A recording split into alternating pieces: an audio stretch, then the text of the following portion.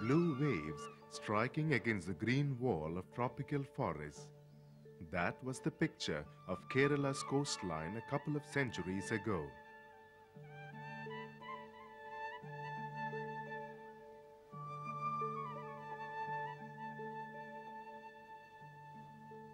And the forests were the mangroves, a forest that grows into the sea, as Rachel Carson describes it.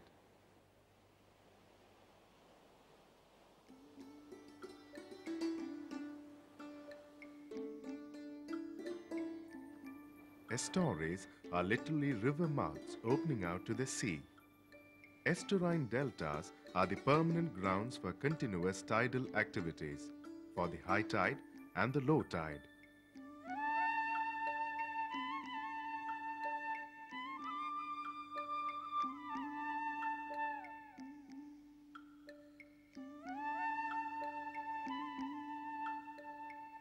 The mangrove forests that developed in the coastal areas of the tropics stood permanent guard at the estuarine gates of rivers.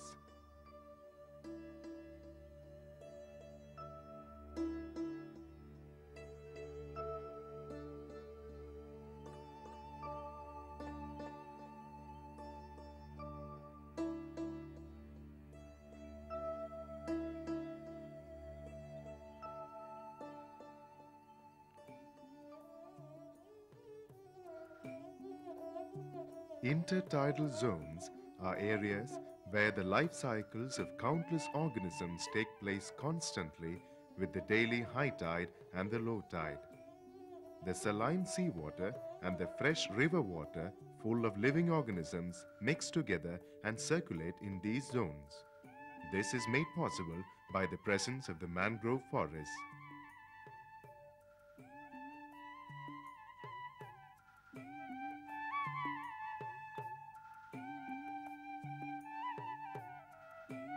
With each high tide and low tide, the deposition of sediments and detritus increase in the mangroves. The mangroves provide fertile grounds for all life systems. The ecological diversity of the mangroves is caused by elements such as wind, rain, humidity, and powerful currents of the river flow. The daily tidal activities increase its richness.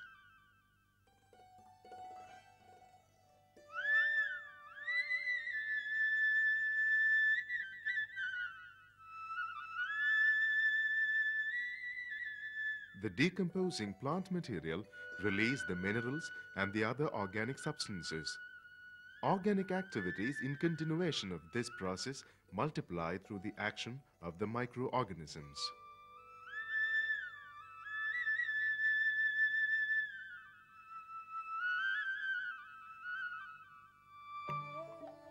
Mangrove areas are the richest spawning grounds of aquatic life because of the ideal shade and shelter available.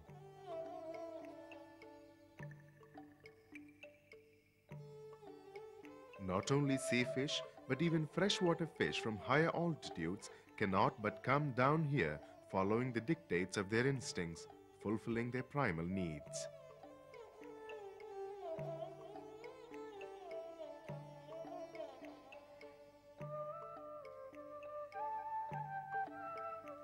Human habitation in such areas necessarily resulted in evolving certain primary fishing techniques.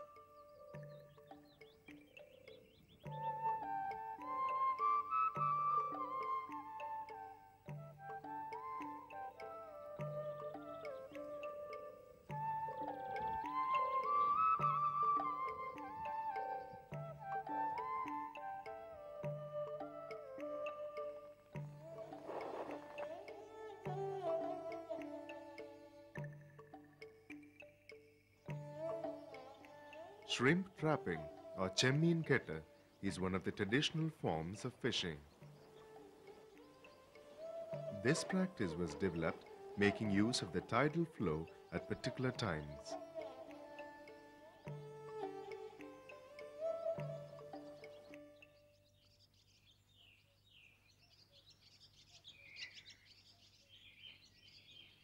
In the mangrove ecosystem, there is the continuity of a complex web of food chains. At the base of the food chain is the microscopic organisms.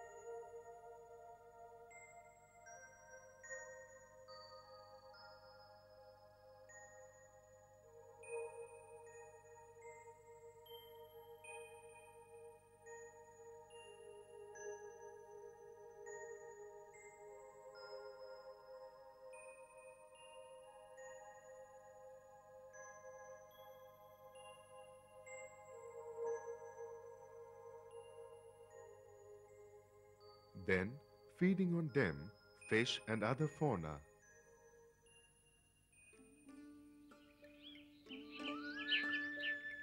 Reptiles, birds and mammals preying on the fish and the like. The chain goes on.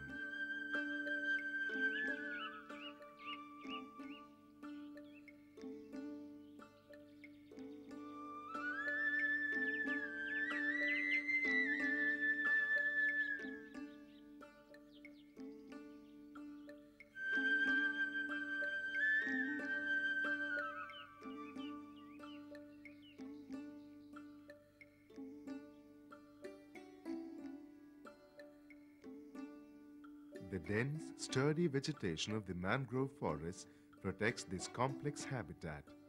Any sort of intervention will wipe it out. The organic balance will be upset and they will eventually die.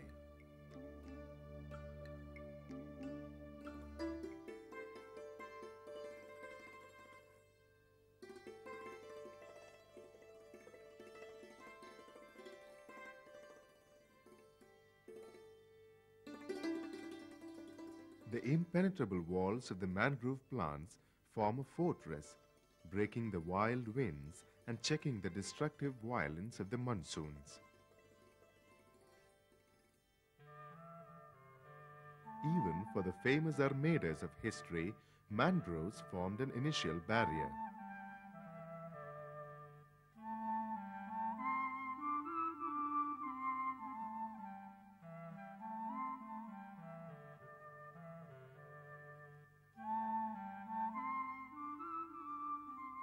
Avicennia's flowering is a feast time for the honey bees. Avicennia, Acanthus, Rhizophora, Bruguera, Exocaria, Aegiceras, Soneratia and so on are the common species found in the mangroves. Though mangroves are not as rich in biodiversity as the tropical rainforest, their biomass production is very high. The structural adaptation of the mangrove plants is unique. They have developed in response to the complex eco-conditions. Expelling excess salt absorbed during highly saline conditions is peculiar to mangrove plants. This process also helps in the desalination of groundwater. Several species of mangrove trees form branches of roots projecting above the earth's surface of muddy soil and water called pneumatophores for absorbing atmospheric oxygen, since the swamp doesn't permit sufficient air circulation. In the Rhizophora tree, the main stem produces stilt roots that grow down. They enable the plants to buffet the rough climatic conditions of the coastal regions. Other types of mangrove trees grow only within the protective ring of these sturdy bodyguards. In the mangroves, viviparous germination is common. For example, seeds of the Rhizophora start germination while the fruit is still attached to the mother plant.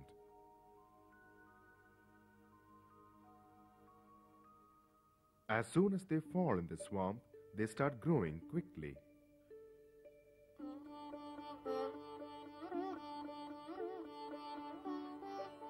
An entirely new plant takes birth, thus.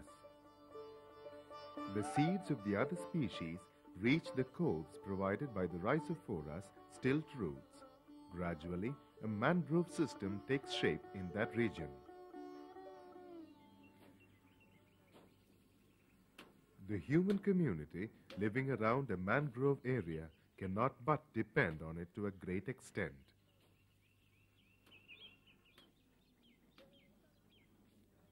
In the coastal hamlets where there are still mangroves, fuel for the household purposes, pasture for grazing domestic animals, and even raw materials for cottage industries are obtained from them.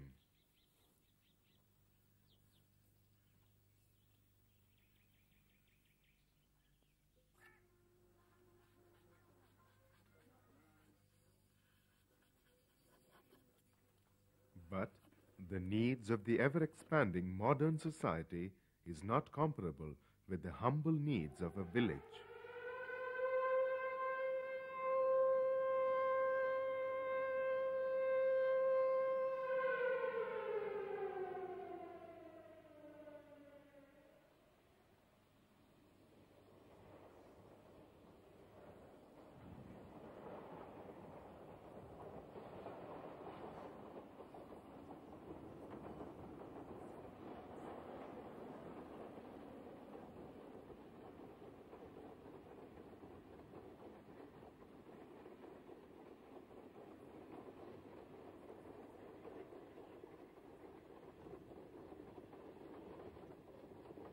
In the mad rush to realize the dreams of urbanization and development within the shortest time, it becomes impossible to retain the pristine quality of nature. The impact of modernization hits mangroves the hardest as they are trampled upon by the beach culture. Most of us do not realize that the mangrove ecosystem is a vital center of organic exchange. It is not only in the name of unavoidable needs that we fell and reclaim mangroves. In most of the cases, they are destroyed as useless shrubs.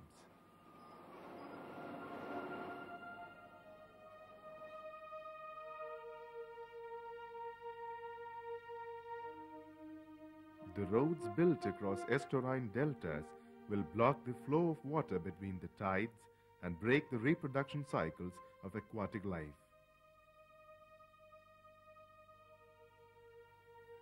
The natural slope necessary for the regeneration of the mangroves are undone where embankments are constructed.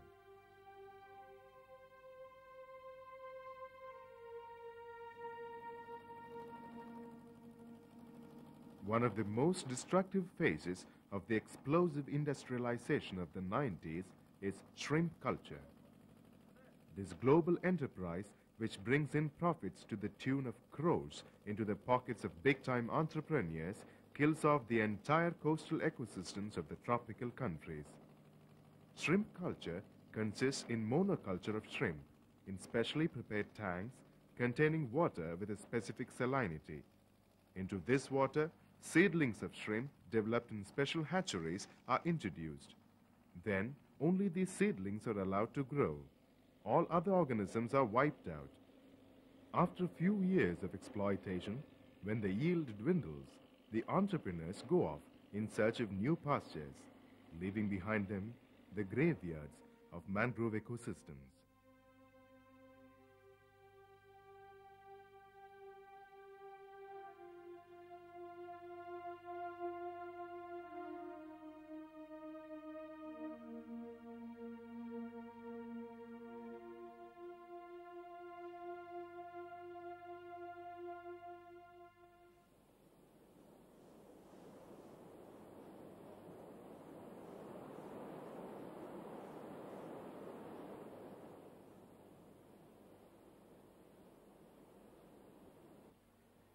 Once upon a time, Kerala's coastline, across which 41 rivers flow from the eternal fertility of the Western Ghats and fall into the Lakshadweep Sea, was covered with mangrove forests. Now, they have shrunk and are very few and far between.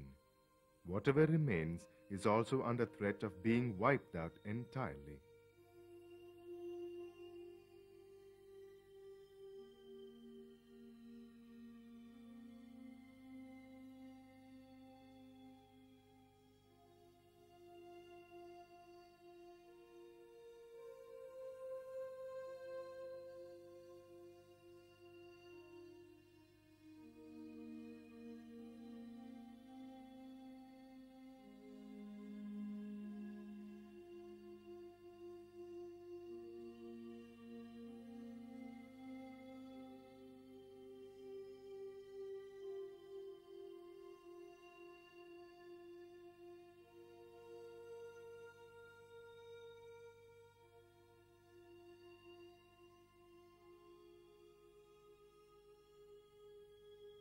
Shouldn't we do something to protect at least the mangrove saplings that raise their heads from amongst the scenes of total depletion? The mangrove forest, recently planted and nurtured by certain voluntary organizations and the local people at Chellanam and Chetuva, is a positive sign. There is one person at Parayangadi, Kannur, who was agonized to see the dresses and the umbrellas of school children blown away by the dry wind blowing from beyond Madaipara. Kallan Pokidan, who plants rhizophora on the river banks, like a one-man voluntary organization.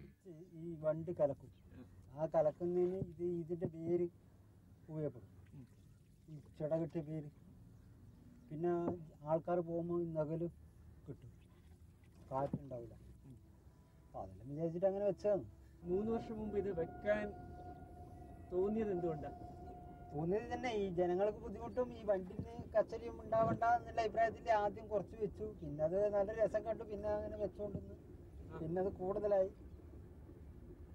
പിന്നെ ഇത് നല്ലൊരു സുഖം കണ്ട വരിവരിയായിട്ട് വെച്ചതുകൊണ്ട് നമ്മൾക്ക് തന്നെ ഒരു ആവേശം തോന്നി. അപ്പൊ ഇത് ഈ കാറ്റിനെയും തടുക്കുന്നല്ലാണ്ട് മണ്ണൊലിപ്പിന് നിൽക്കും, മണ്ണ് പുഴയിലേക്ക് ഒലിച്ചു പോവില്ല. വേറെന്തൊക്കെ ഉപയോഗമുണ്ട് ഇതിന്റെ? വേറെ പിന്നെ കത്തിക്കേണ്ടത് മത്സ്യത്തിന് ചെമ്മീനും മറ്റും മറിച്ചാൽ ഇതിൻ്റെ ചപ്പ് വരിയെല്ലാം വീണത് നല്ലതാണ്, ചെമ്മീൻ നിൽക്കാൻ. അതായത് മുമ്പേ ഇതിൻ്റെ സ്ഥലത്ത് ചെമ്മീൻ കൂടുതലുണ്ടാവും. അങ്ങനെയാണ് പിന്നെ ഇത് ഇപ്പോൾ കൂടുതലായിട്ട് വെച്ച് പിന്നെ എല്ലാവരും കണ്ടു. പിന്നെ കുറച്ചാൾ ഗുണം പറഞ്ഞു, കുറച്ചാൾ ദോഷം പറഞ്ഞു.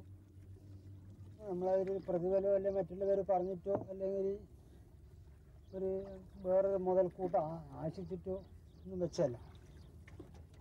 വെച്ചാൽ പിന്നെ എല്ലാവർക്കും അതിന് ആവേശം വന്നു, ഇങ്ങനെയുള്ളൊരു സംവിധാനം ഉണ്ടാക്കിയത് നല്ല തന്നെ എന്നുള്ള അഭിപ്രായം വന്നു.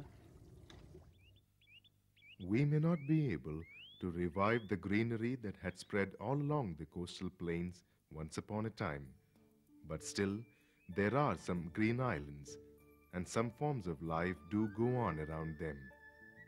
Nature's healing compassion will always shower down, and a rebirth is still possible, if only we let them be.